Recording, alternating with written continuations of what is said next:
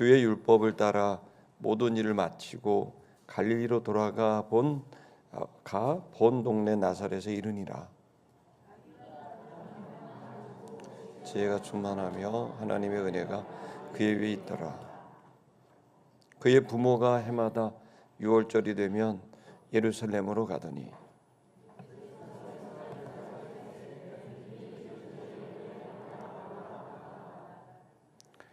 그 날들을 마치고 돌아갈 때 아이 예수는 예루살렘에 머무셨더라. 그 부모는 이를 알지 못하고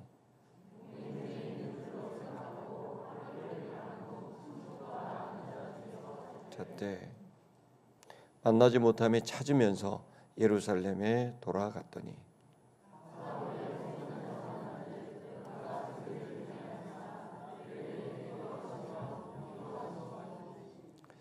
듣는 자가 다 그 지혜와 대답을 놀랍게 여기더라.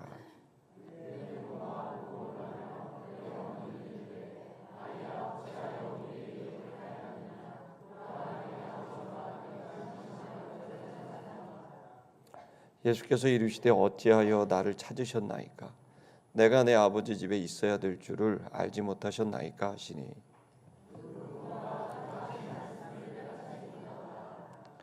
예수께서 함께 내려가사 나사렛에 이르러 순종하여 받드시더라.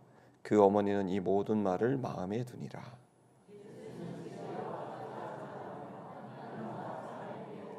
사랑스러워 가시더라. 아멘.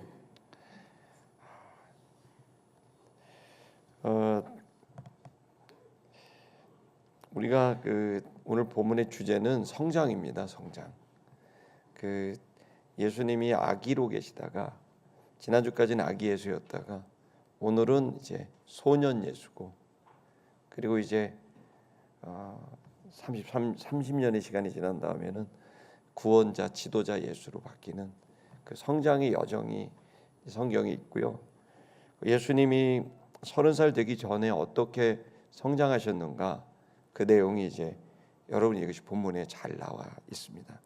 오늘의 주제는 이제 성장하는 소년 예수라는 주제로 여러분과 나누려고 합니다. 여러분, 왜 우리가 성장해야 될까요? 성장하게 되면 그 사람이 이제 그 인격과 또 혹은 인격에서 어떤 역량이나 또 인격적인 아량이나 이런 것들이 계속 성장을 하게 되면은 성장한 수준에 맞게 이제 생각하는 것과 느끼는 것이 달라지기 때문에 사실은 성장하게 되면 보는 게 달라지죠. 그리고 또 그것 때문에 우리의 생각도 굉장히 맑아지고 단순화되고 정돈됩니다. 또 더군다나 그렇게 되면 감정적으로도 상당한 그 어떤 일들에 대해서 이제 요동하는 게 별로 없고, 또 뭐 나를 비난하는 이야기나 오해하는 이야기를 들었을 때도 거기에 대해서 그렇게 크게 이렇게 상심하지도 않게 됩니다. 그래서 사실 우리가 성장한다는 것은 결국 나 자신에게 되게 행복한 일이고, 그것은 또 내 주변에 있는 가족들이 내 감정을 보고 내 눈치를 보고 이런 사람들이 내가 성장하게 되면은 성장한 나 때문에 행복해져요. 그래서 우리는 건강해야 돼요. 몸도 잘 성장하고 건강하고, 근데 이제 더 중요한 거는 마음, 우리 정신, 이런 것들이 성장해야 되겠죠. 근데 이걸 갖다 좀 더 주제로 이야기하면, 좀 신학적인 용어로 말하면 humanity 혹은 divinity 이렇게 표현을 합니다. 다시 말하면 오늘 본문에서 예수님이 성장하셨다는 게 두 부분으로 나오는데, 그게 하나가 뭐냐면 humanity, 인간으로서 성장하셨고, 또 divinity, 하나님의 신성을 가진 영성으로 그분은 성장하셨다.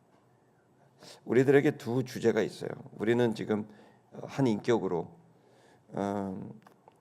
내가 살아가는 사람으로서, 사람이라는 말과 인간이라는 말이 있는데, 사람이라는 말은 내가 주체자로서 내 인격 내부의 주관적인 내가 가지고 있는 내 존재죠.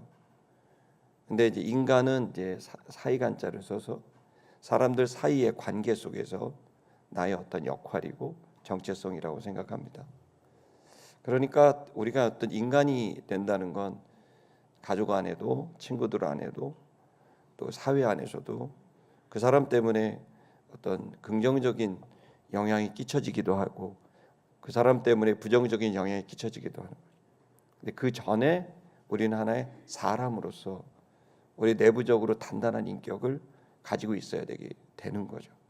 근데 이걸 우리는 성경 안에서 그러한 좋은 사람이 되려면 먼저 주님과의 관계 안에서 좋은 신앙인이 될 때 그 좋은 신앙은 우리 인격을 단단하게 만들고 그리고 좋은 단단한 인격은 누구든 다 그 사람과 긍정적인 관계를 맺어나갈 수 있는 그러한 인품, 더 나아가서 그렇게 된 사람이 일을 하게 됐을 때 그 일은 모두가 기뻐할 수 있는 일이 될 수 있다는 거죠. 근데 이 사회는 어느샌가부터 일 잘하는 사람이 우선이 되다 보니 그 사람이 사람과의 관계를 그렇게 크게 중히 여기지 않고 또 그 사람의 그 내면에 대해서는 더더욱 관심을 가지려 하지 않는, 그러니 더 깊은 영성에 대한 것은 더 관심이 없는 거죠. 그러나 오늘 이 시간 저와 여러분이 귀한 자리에 왔습니다. 이렇게 좋은 날 꼭 구경하러 가셔야지 여기는 왜 오셨습니까? 날씨가 너무 좋아갖고요. 저는 아침에 한 5시쯤 여기 왔는데 새벽 5시부터 날이 좋더라고요.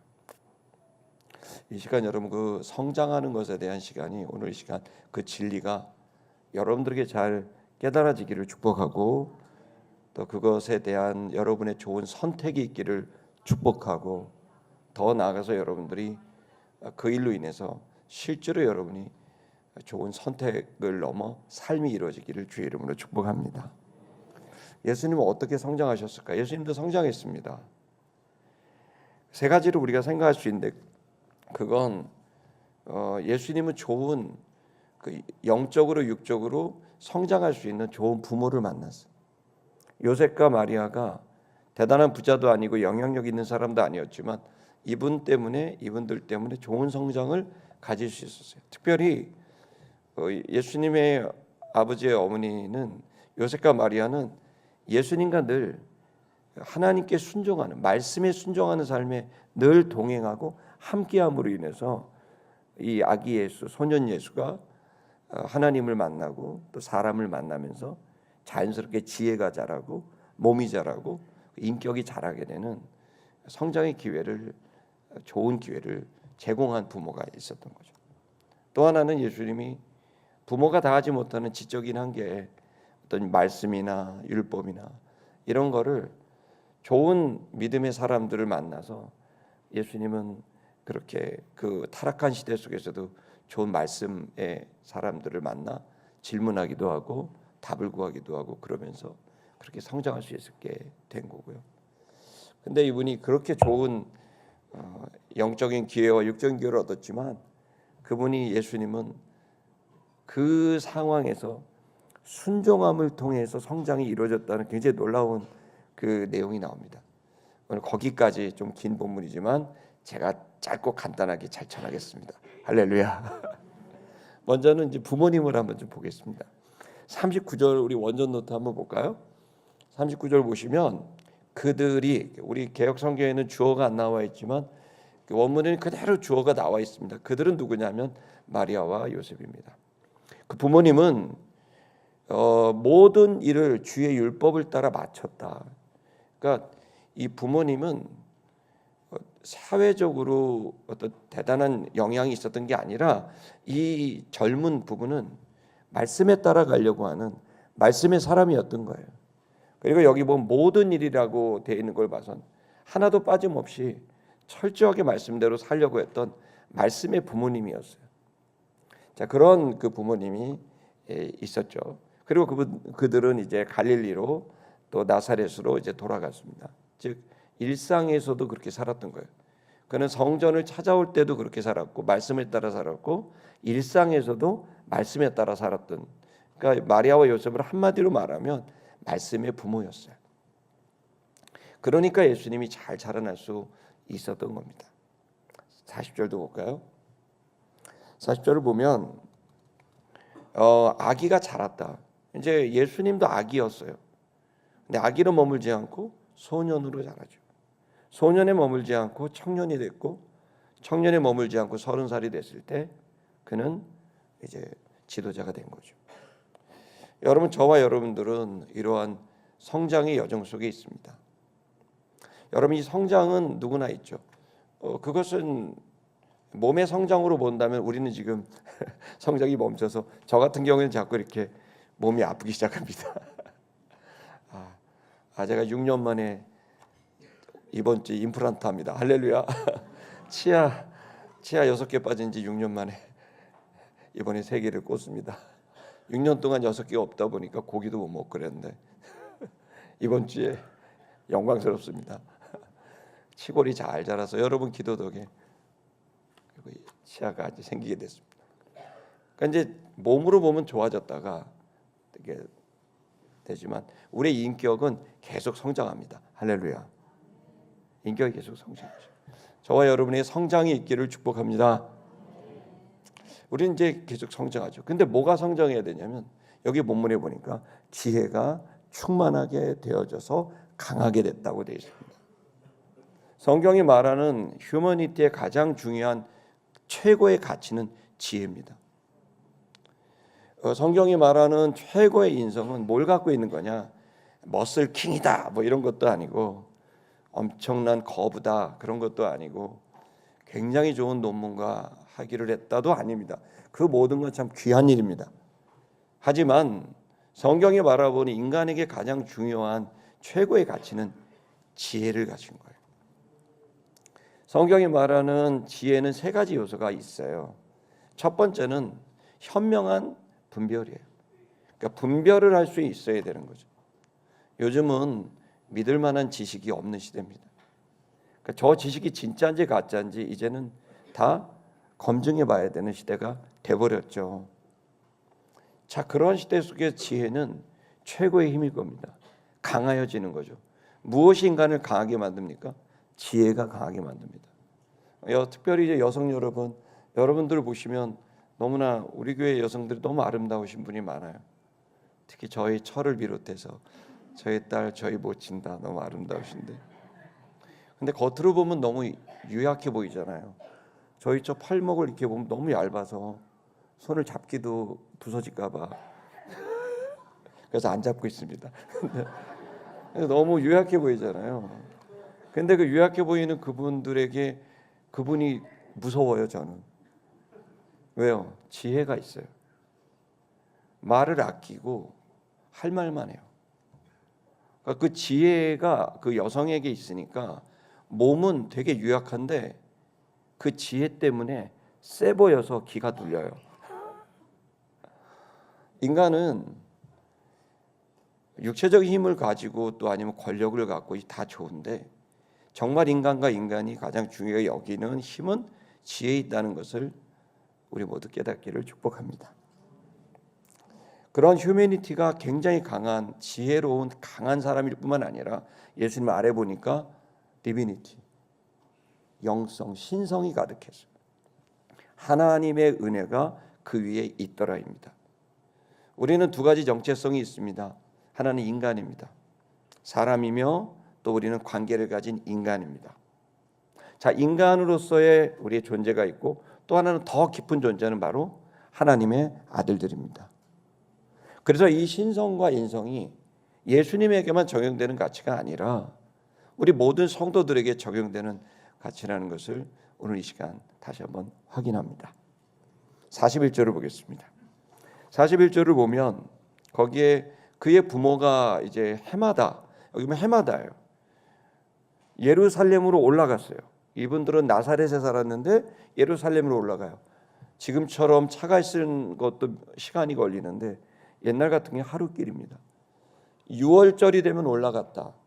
이스라엘 사람들은, 유대인들은 말씀에 철저히 했기 때문에, 또 이 부모님 그랬기 때문에 1년에 3번 정도는 꼭 가요. 원래 7대 절기가 있는데 유대인들은 7대 절기 중에서 3대 절기가 더 중요해요. 그 3대 절기는 3가지인데 뭔지 아시죠? 여러분, 첫째는 6월절, 그리고 7.7절이라고 흔히 말하는 우리 기독교인들은 오순절, 그 다음에 또 장막절. 이 3가지의 절기는 거의 일주일씩 지켜야 됩니다. 특히나 여기 나와 있는 그 유월절 같은 경우에는 8일을 지켜요. 첫째 날에는 유월절 양 고기를 먹어요. 그것은 구원한, 유월절은 난 게 아니라 넘어갔다. 뭐를 넘어갔다? 죽음을 넘어갔다. 다시 말하면 구원의 날이에요. 이 구원이 될 수 있는 조건은 뭐냐면 어떤 양 한 마리를 잡아서 먹고 그 양의 피를 문에 바르게 되면 그 피 때문에 어떤 양이 죽었구나. 그러면 죽음의 천사가 그 집을 넘어가 버린다. 그래서 넘어간다. 그래서 유월이에요. 6가 아니라 넘어간다는 유월이에요. 그 유월절은 그래서 누군가 살기 위해 누군가 죽는다라는 의미가 담겨 있어요.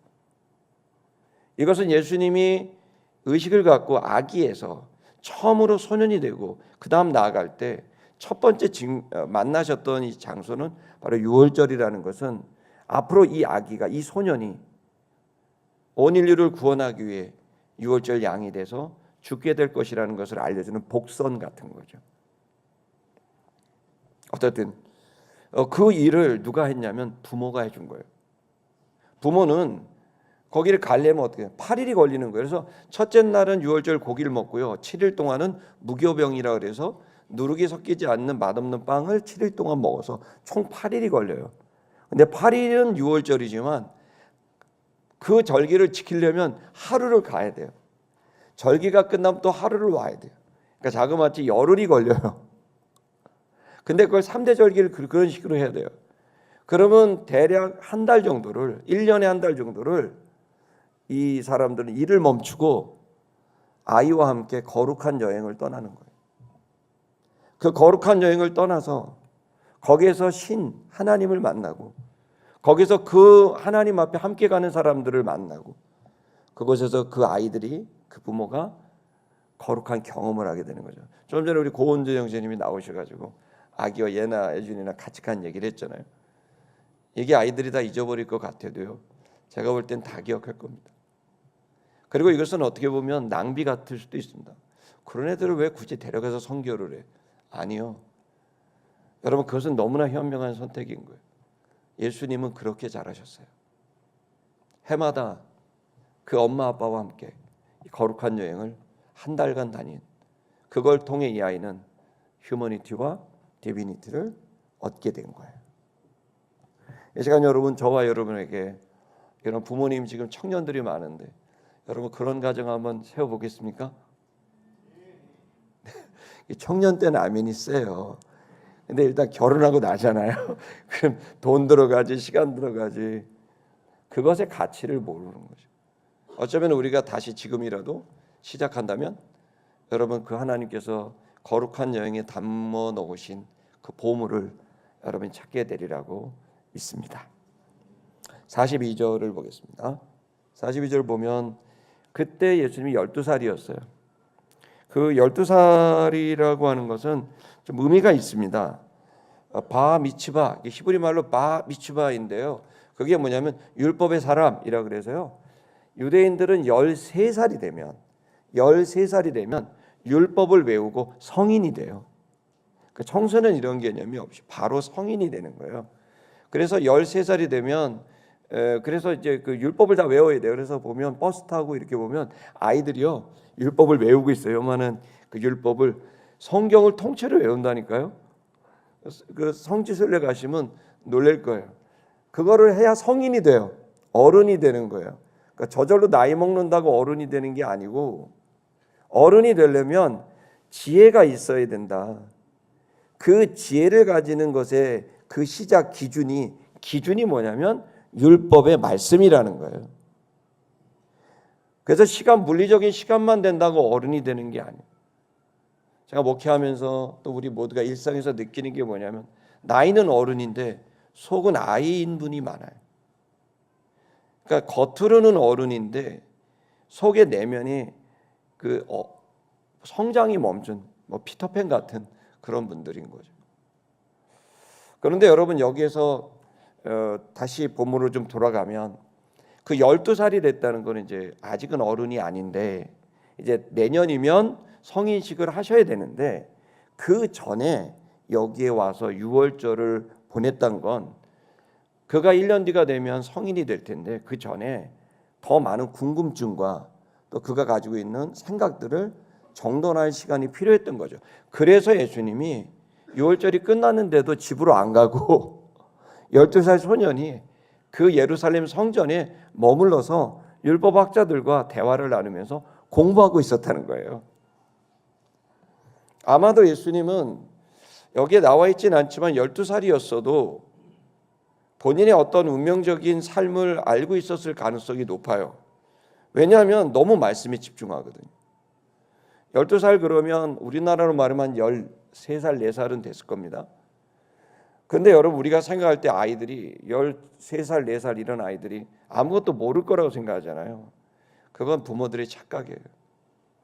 실제로 여러분 어릴 때부터 말씀으로 묵상을 하고 말씀으로 나누고 순종하고 지혜를 높은 가치로 여기면서 말이나 행동에 절제를 갖고 그리고 하지 말아야 될 거 해야 될 것들을 분별하면서 그렇게 양육받은 아이들은요 12살이 되잖아요. 그러면 현자 같아요. 이번에도 제가 어저께 일본 선교 갔다 온 아이랑 제가 이제 교제를 나눴어요. 그 아이는 12살이 아니라 지금 10살도 안 됐어요. 그 아이와 이야기를 나누면서 그 아이 속에 일본 선교 여행과 또 부활절의 연극과 이것들이 그 아이에게 어떤 생각을 가지고 있는지 어제 듣는데 고은준 집사님보다 훨씬 간증을 잘했어요. 저 어저께 울었다니까요. 이 아이가 이런 걸 생각하고 있었구나. 막 나한테 목사님 저 하고 싶었거든요. 막 복음을 전하고 싶었어요. 예수님을 전하고 싶었거든요. 막 그러는 거야. 그랬고 내가 그렇게 전하고 싶어서 그럼요. 예수님이 죽었다 살아났고 우리가 다 살게 됐는데 그 전하고 싶어요. 그러니까 말을 얼마나 빨리 하고 세게 말하는지 내가 듣다가 아니 쟤는 10살밖에 안 되네. 선교사보다 더 열정적으로 저 속에 도대체 뭐가 들었지? 근데 여러분 그 아이뿐이겠습니까? 여러분 우리가 잘 교육을 하면요 천재 교육 무슨 뭐 재능 뭐 교육 이런 거 있지만 여러분 저는 최고의 인성 교육과 영성 교육이 여러분 말씀을 잘 순종하고 그 순종의 자리에 아이들을 데리고 간 말로만 가르치는 어른이 아닌 실제로 보여주고 함께했던 그 부모를 둔 그 아이들에게는 엄청나고 아름다운 성장이 있게 될 것이라고 믿습니다. 그러나 여러분 지금도 늦지 않았습니다. 저와 여러분에게 이런 도전이 있기를 주의 이름으로 축복합니다. 다음 구절 볼까요? 그러면서 이 절기를 다 마쳤습니다. 관례대로 다 했습니다. 철저하게 말씀에 따라 순종했습니다. 이 예수는 그런데 유월절이 마쳤는데도 돌아가지 않고 머물러 있었습니다. 예루살렘에. 분명히 이는 아이입니다. 소년입니다. 그러나 부모는 그걸 알지 못했습니다. 이 말씀은 아주 대조를 이루는 겁니다. 아이는 지금 인류 구원, 아이는 지금 영혼, 아이는 지금 진정한 인간과 삶에 대한 그 정도의 차이는 있지 모르지만 고민을 갖고 얘기하고 진지하게 공부를 하고 있는데 부모는 그 아이의 속을 알지 못했다는 거예요. 지금 여러분 우리 부모 된 우리가 지금이라도 늦지 않은 건 내 자녀가 아무리 나이가 40이 되고 50이 돼도 어쩌면 속은 아이일 수 있어요. 그들 속에 뭐가 있고 있는지 무슨 생각하는지를 우리가 모른다면 알아볼 기회를 가지셔야 됩니다. 그리고 그 속에 들어가 그들이 느끼고 생각하고 그들이 정말 짐처럼 가지고 있는 것이 무엇인지 함께 풀어줄 수 있는 부모로서의 노력이 우리에게 필요하다고 생각합니다. 또 우리 어린아이들은 더더욱 그렇습니다. 아이들을 욱박지르고 뭐 이렇게 해서 될 문제가 아닙니다. 말로 가르치고 책 읽힌다고 될 문제도 아닙니다. 여러분이 거룩한 이 교제가 모든 가정들에게 다시 한번 일어나기를 주의 이름으로 축복합니다. 넘기겠습니다. 다음 구절. 네. 그래서 이게 어느 정도 되냐 부모가 모르고 이제 귀가하고 있는데 하루길을 귀가하는데 동행한 줄을 모르고 동행하고 있구나 이렇게 생각하고 하루길을 갔어요. 근데 다 도착해서 예수를 찾으니까 친족들과 아는 사람도 예수 못 봤어? 어디 갔어요? 없는 거예요. 하루길을 몰랐어요. 왜 몰랐냐면 당시에는 유월절을 지키면 거의 100만 명 이상 어마어마한 숫자가 그 조그만 도시에 모입니다. 그러면 유월절 끝나고 나면 너도나도 빨리 생업을 해야 되니까 막 밀려나가요. 그러면 어떤 일이 벌어지면 이상 가족이 생기는 거예요. 어느 정도 이상 가족이 생겼냐면, 그래서 당시의 사람들은 어떻게 했냐면 힘이 좀 약하고 하는 노약자 여자들은 앞쪽에 먼저 보내요. 걸음이 느리니까. 그리고 남자들하고 걸음이 빠른 소년들, 청소년들은 뒤에서 남자들이 가다가 못 걸으면 업어주고 뭐 밀고 해갖고 그 여행을, 그래서 걸음을 못 걷는 사람을 앞에다 보내고 걸음을 잘 걷는 사람을 뒤에다 보내는 이런 식으로 하죠. 우리 국토기도 대장정도 그렇게 해요. 앞에 있는 사람이 걸음 못 걷는 사람들인 줄 알고 계세요. 그래서 그 사람들에게 보폭에 맞춰서 가요. 만약에 걸음 잘 걷는 사람 가면 뒤에 사람 못 따라오거든요. 그래서 이제 그렇게 가족과 친족이 여행을 하는데, 그러니까 아마 이랬을 거예요. 아버지 요셉은 얘가 12살이니까 아직 성인이 안 됐으니까 엄마 옆에서 가고 있겠지라고 생각했겠고, 엄마는 얘가 지금 컸으니까 아빠랑 가겠지 그리고 생각하면서 했다가 하루끼리 와보니까 못 봤어 그랬지. 못 본 거죠. 그래서 이제 아이를 잃어버린 거예요. 예수가 12살 때 일입니다. 넘겨주십시오. 45절. 만나지 못하게 됐어요. 그를 찾았는데 없어요. 그래서 예루살렘으로 또 하루길 또 가요. 하루길을 또 가요. 하루길 왔다가 하루길 또 가요. 이틀이 지났어요. 46절 읽겠습니다. 볼게요. 그런데 그 아이가 하고 있었다. 그래서 딱 보니까 예루살렘에 갔더니 발견돼. 3일 만에, 사흘 만에 발견됐는데 보니까 성전에 있더라는 거예요. 성전에서 뭐 하고 있냐? 선생님들 가운데 앉아서 묻기도 하고 그들에게, 그리고 그들에게 묻는 것을 또 대답하기도 하는 공부를 하고 있었다는 거예요. 12살 소년이 지금 이것을 하고 있었다 그러면 너무 이거를 우상화한 거 아니냐? 아니요. 저 어릴 때도 저는 이제 그러니까 주산학원 이런 데도 못 가봤지만 학원 이런 데를 못 가봤어요. 그런데 어디에서 공부를 했냐면은 학교 가면 도서관이 있어요. 거기로 가면 공부를 할 수가 있어요. 근데 거기 가면 제가 3학년, 4학년 이럴 때 보면 1학년, 2학년, 3학년, 4학년 보면 그때는 오전반, 오후반이 있었거든요. 그런데 누가 가르쳐주냐면 3학년, 4학년 형이 1학년, 2학년 수학 가르쳐줬어요. 산수를. 저 어릴 때 그래서 제가 지금 이름은 잊어버렸지만 동네 형이 저한테 산수 가르쳐줬거든요. 지금은 10살, 12살 아기로 취급하지만 제가 어릴 때만 하더라도 벌써 10살이 넘으면 가정 형편을 걱정하고 중학교, 고등학교 가면 내가 어떻게 내 동생들 공부시킬까? 어떻게 집에 월세 낼까? 이 걱정하는 거예요. 그래서 중학교, 고등학교 진학을 안 하고 공장에 취업하는 애들이 많았어요. 지금은 시대가 좋아져서 10살, 12살이 되면 그런 것들을 별로 생각을 안 하고 아기를 취급하지만 여러분 실제로 인간은 생각보다 빨리 성장해요. 그리고 벌써 눈치가 다 있고 다 알아요. 결국 우리가 좋은 지식을, 좋은 지혜, 그들이 성장할 수 있는 그 장을 마련해 주지 않고 일방적으로 옷 입혀주고 밥 주고 다 하고 하니까 얘는 스스로 할 수 있는 그 기회를 놓치는 거죠. 교육의 가장 큰 목적이 어디입니까? 자립하는 겁니다. 모든 교육은 스스로 서서 누군가를 도와줄 수 있도록 하는 게 모든 교육의 목표입니다. 여러분 그렇기 때문에 우리가 이 내용을 보면서 너무 과한 거 아니냐? 아니요. 우리는 우리 아이들에게 좀 더 우리 특히 이제 젊은 부부들, 청년들이 있는데 여러분 어릴 때부터 이 아이들과 많은 대화를 나누고 그리고 특히나 이 거룩한 여행들을 통해서 또 대화를 나누다 보면 이 아이가 너무 일찍 이 진리에 대해 관심을 갖고 복음에 대해 관심을 갖고 아버지 어머니는 오락하고 있어도 얘는 성경책 보고 있을 수도 있어요. 이 일이 지금 12살 때 여기 일어난 일인 거예요.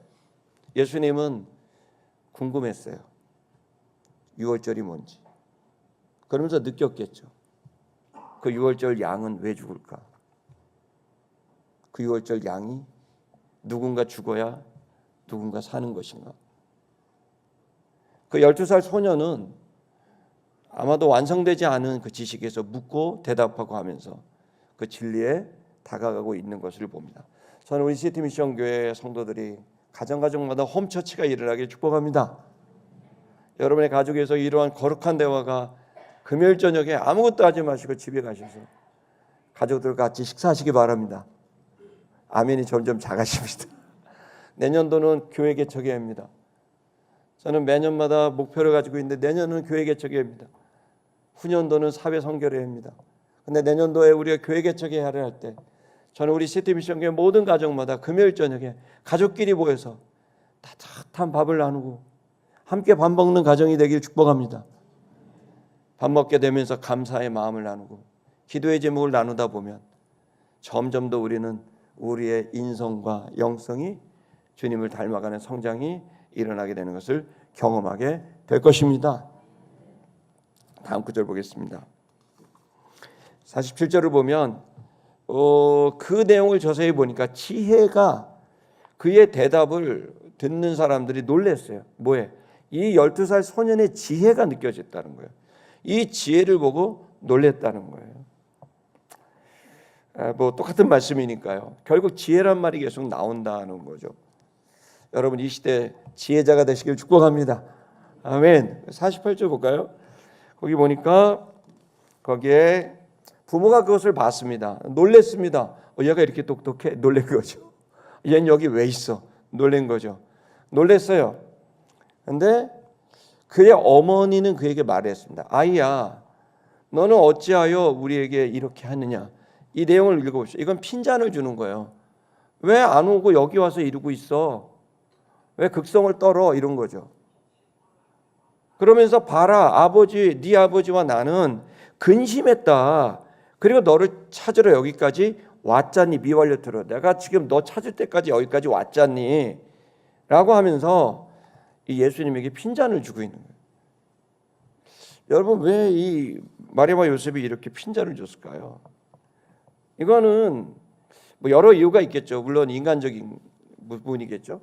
근데 가장 여기에서 우리가 봐야 될 것은 지금 이 아이가 내 아기라고 생각하는 어떤 생각이 앞섰기 때문에 이 아이를 좀 더 들어보고 왜 머물렀는지 이야기를 들어봐야 되는데 다짜고짜 3일 동안 찾아온 내 마음을 다스리지 못하고 핀잔을 주고 짜증을 내고 혼을 내고 있는 연약한 마리아와 요셉을 볼 수가 있는 거죠. 오늘 지혜를 얻게 되길 축복합니다. 여러분 우리는 우리 자녀들에 대해서 우리 자녀와 대화하는 법을 길러야 됩니다. 디모데서를 한번 좀 볼까요? 디모데서 제가 우리 방송진 디모데 말씀인데요. 에베소 6장 4절 죄송해요. 에베소 6장 4절 죄송합니다. 에베소 고맙습니다. 다 같이 읽어보겠습니다. 시작. 아베 너희 자녀를 노엽게 하지 말고 오직 주의 교훈과 온계로 양육해라. 양육이라는 거는 어릴 때서부터 케어링하는 거거든요. 그러니까 이거 뭐냐면 항상 부모는 얘가 내 자식인 거 맞긴 맞는데 얘는 하나님이 내게 준 하나님의 아들이라는 것도 아셔야 돼요. 그래서 이 아이가 내가 아무리 교훈과 훈계로 교양으로 가르쳐도 이 아이가 화가 났고 성질이 나면 멈춰야 돼요. 왜냐하면 백해무익이에요. 노엽게 된 상태에서는 어떤 것도 받아들일 수 없는 상태인 거예요. 그러면 이 우리의 영성을 갖고 이걸 멈춰야 돼요. 저도 못할 때가 있었어요. 그래서 정말 후회되는 날이 있었어요. 아들하고 고함을 치면서 얘기한 적이 있어요. 그때 이후로 저는 하나님 저를 얼마나 책망했는지 몰라요. 청소년 때. 근데 제 마음에 알고도 잘 안 돼요. 어릴 때 제가 이제 저희 아들한테 민중이 있는데 여기 있나 모르겠네. 근데 6살 때 5살 때쯤 됐는데 제가 아들이 이렇게 있길래 민중아 그래서 내 아버지 아빠 그랬고 내가 아빠가 너한테 진실을 말해줘야 될 때가 된 것 같아. 그랬더니 아들이 이렇게 또라시 털고 보더라고요. 사실 민중아 너한테 진짜 아빠가 있어. 그랬더니 제 아들이 정말 숨을 못 쉬고 이렇게 놀래갖고 너한테 진짜 아빠가 있어. 그랬더니 이제 아들이 너무 놀란 거예요. 그러면서 사실은 하나님이 네 진짜 아빠고 영원한 아빠고, 아빠는 너 장가 갈 때까지, 네가 스스로 설 때까지 네 아빠야. 그랬더니 그렇게 하더니 막 울더라고요. 가끔 저도 잊어요. 내 새끼라고 생각해요. 내 새끼라도 함부로 하면 안 되지. 근데 나도 모르게 이름식이 얘가 모른다고 생각하는 거예요. 얘가 못 느낀다고 생각하는 거예요. 그 순간순간에 저의 부족함이 있어요. 그런데 여러분 다 기억해요. 다 알아요. 그리고 그 속에서 그가 노엽게 됐을 때 그 아이의 인생에 얼마나 치명적인 아픔이 오는지 몰라요. 이 시간 저는 저와 여러분들이 이 골이 끊어지게 되길 축복합니다. 그리고 여기 있는 지혜가 진짜 지혜가 돼서 여러분을 통제할 수 있는 정신력까지 가게 되길 축복합니다. 분별함을 넘어서 최대한 좋은 것을 선택할 수 있는 그 지혜를 넘어서 진짜 통제할 수 있는 그 정신력까지 이르는 여러분 진정한 지혜가 저와 여러분에게 성령을 통해 임하게 되기를 축복합니다. 마리아와 요셉도 그걸 못했어요. 그렇지만 그러한 연약한 최선을 다해 말씀을 지키려고 했지만 또 여전히 부족한 모습이 그 부모에게 있었습니다. 하지만 이 모든 문제를 예수님은 너무 놀랍게 성장으로 만들어내셨습니다. 어떻게 하셨을까요? 진짜 이 부분 너무 놀랍습니다. 다음 구절에 한번 돌아가 볼까요? 49절, 48절이죠. 네, 49절. 거기 보면 예수님이 이렇게 말씀하시는 거예요. 예수께서 그들에게 이르되 당신들은 나를 어찌 찾으셨습니까? 갑자기 좀 쌩한 말을 합니다. 약간 다툼이 있는 느낌이 있습니다. 나를 어찌 찾으셨습니까? 당신들은 이렇게 할 줄을 알지 못하셨습니까? 이미 이 아이가 태어날 때, 임신할 때, 태어나고서 이런 사건들을 예수님과 나눴었던 게 분명합니다. 그러다 보니까 예수님은 그 엄마 아빠가 해준 이야기를 마음속에 두고 있었던 거고, 오히려 아빠와 엄마는 가르치긴 했지만 또 자기는 자기 삶 속에 있느라고 하나님 말씀을 오히려 잃어버린 거예요. 그러니까 여기서 이 예수님 말한 거예요. 아빠, 엄마, 당신들이 나한테 얘기해 줬잖아요. 제가 어떻게 태어나게 됐는지, 제가 태어났을 때 어떻게 됐는지, 주의 사자가 어떻게 왔는지 그런 이야기를 하는 거죠. 여기 있는 줄 알지 못하셨습니까? 그 다음 구절 볼까요? 어떤 줄을 여기 보시면 넘겨주세요. 방송씨. 이렇게 될 줄 몰랐습니까? 내가 내 아버지 집에 이미 예수님은 하나님을 아버지라고 인식하고 있었던 거예요. 12살짜리가. 그냥 신으로 본 게 아니라 것이 아니라 이 것이 나의 아버지라는 것을 알게 된 거예요. 그리고 이미 이것을 알게 된 것은 그 부모가 말씀을 통해 이 아이와 교제했고 나눴기 때문인 거예요. 그러나 정작 부모는 그렇게 신나게 가르쳐 놓고는 실제로 그것을 잊어버리게 되는 이런 연약함 속에 있었던 거죠. 어떻든 이 아이는 그걸 기억하고 있었고 내가 내 아버지 집에 있어야 될 줄 모르셨던 겁니까? 라고 말하면서 그 아이가 잘 자랐음을 알 수 있습니다. 성도 여러분, 저와 여러분이 부족해도 잘 가르쳐야 됩니다. 가끔 이래요. 목사님, 제가 가르칠 만한 아빠로서 제가 죄인입니다. 제가 죄인 중에 괴수입니다. 저 같은 사람이 무슨 자녀를 가르칩니까? 제가 그때 그랬어요. 죄인이라도 가르쳐야 된다고. 죄인이라도 가르쳐야 돼요. 아멘 하십시오. 죄인이라도 옳은 걸 가르치고 죄인이라도 말씀을 가르쳐야 돼요. 나는 부족하니까 못 가르친다. 그때 정말 양심에 찔리걸랑 이렇게 말했어요. 아빠도 잘 지키지 못하지만 이게 옳은 거야. 이렇게 해야만 해. 라고 하면서 나의 부족함을 인정하고 그리고 그럼에도 불구하고 나를 본받지 말고 말씀을 본받으라고 가르칠 수 있는 이 지혜와 용기가 저와 여러분에게 필요합니다. 예수는 그 진리의 말씀을 들었고 간직했고 그 말씀대로 살아가기 시작했던 거죠. 이미 그 자아가 형성됐고 그는 그의 길을 가고 있었던 겁니다. 그 다음 넘겨볼까요? 50절을 보니까 부모님은 그 말씀을 아들이 그들에게 한 말을 깨닫지 못하더라. 그러니까 이게 우리의 한계인 거예요. 부모님들이 완벽하지 못하지만 그러나 주님은 그 속에서 이 상황에서 그러니까 예수님의 이제 누가복음이나 사복음서를 보면 예수님이 가장 어려웠던 건 사람들이 예수님의 마음을 모르는 거예요. 제자들이 예수님의 생각과 뜻이 저 사람 왜 저렇게 말하지 몰라요. 예수님 왜 이렇게 행동하는지를 몰라요. 비슷한 표현이 계속 나와요. 그러니까 그 예수님 속에 있는 걸 모르는 그 사람들. 그러니까 여러분 이 부모님이 예수님에 비해서 너무 모르고 무식한 거죠. 뭐 함부로 말한다면. 그러면 예수님은 어떻게 했을까요? 엄마 모르셔서 그러시는 거예요. 아버지 모르셔서 그런 거요라고 하지 않았다는 거예요. 예수님은 그럼 어떻게 해서 이 상황에서 성장하셨을까? 51절에 그가 어떻게 살았는지를 보여주고 있습니다. 51절을 보면 예수님은 함께 내려갔습니다. 이제 아빠 엄마 저는 하산할 때가 됐습니다. 저는 엄마 아빠는 지금 지식이 많이 부족하시니 이제 제 뜻대로 해보겠습니다. 그렇게 안 했다는 거예요.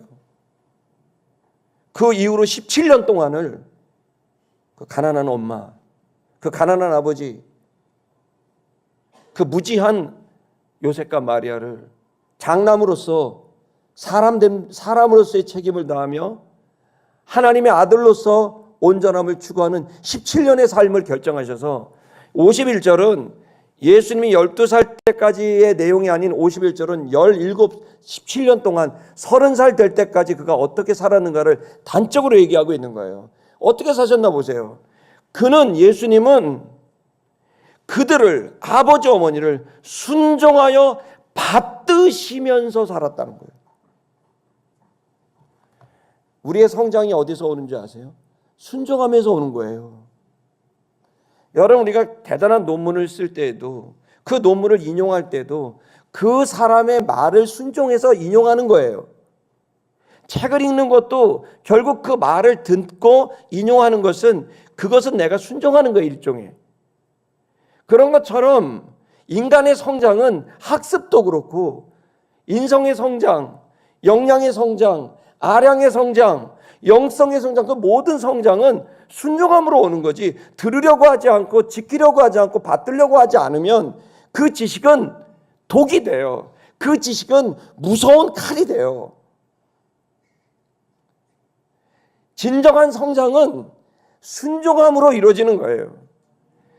아버지가 무식해도 어머니가 무지해도 말한 대로 못 살아도 가르친 대로 못 살아도 순종하여 받들어야 돼. 그것은 하나님의 말씀의 규약이에요. 십계명은 인간에 대한 계명 4가지와 하나님에 대한 계명 4가지와 인간에 대한 계명 6가지로 구성되어 있는데 그 첫 번째 인간에 대한 첫 번째 계명이 뭔지 아세요? 내 부모를 공경하라입니다. 너에게 잘해준 부모를 공경하라. 뛰어난 부모를 공경하라가 아닙니다. 못난 부모를 함부로 대하라도 아닙니다.